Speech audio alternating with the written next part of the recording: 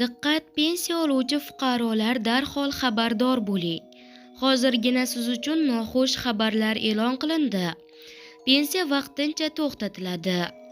Assalomu alaykum, hurmatli tomoshabin, kanalimizga xush kelibsiz.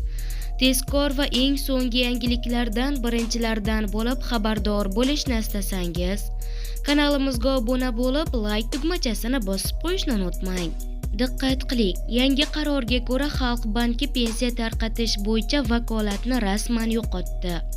Markaziy bank qarori bilan ushbu yo'nalishdagi ikkita qaror o'z kuchini yo'qotgan. Ishlamaydigan pensionerlarga to'lovlarni tashkil etish bo'yicha Xalq bankining vakolati rasman o'z kuchini yo'qotdi. Bu haqda 30-mart kuni Iqtisodiyot va Moliya vazirligi hamda Markaziy bank qarori imzolangan. Unga ko'ra 2018 va 2019 yildagi yo'riqnomalar o'z kuchini yo'qotgan.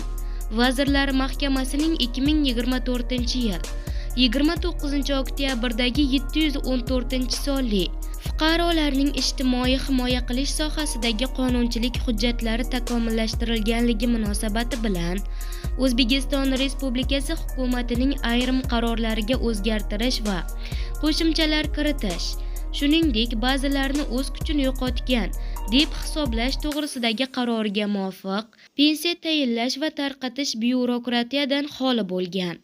Xususan, pensiyalarni tayinlash hamda to'lash tartiblarini raqamlashtirish orqali ortiqcha byurokratik to'siqlar bartaraf etilgan. Pensiya tayinlangan to'g'risida qog'oz ko'rinishida guvohnoma berish amaliyoti bekor qilinganligi munosabati bilan maxsus axborot tizimi orqali elektron shaklda ma'lumotlar shakllantiriladi. Pensiya miqdorlari, tovarlar va xizmatlarning iste'mol narxlari indeksatsiya darajasini hisobga olgan holda indeksatsiya qilib boriladi, deyiladi xabarda.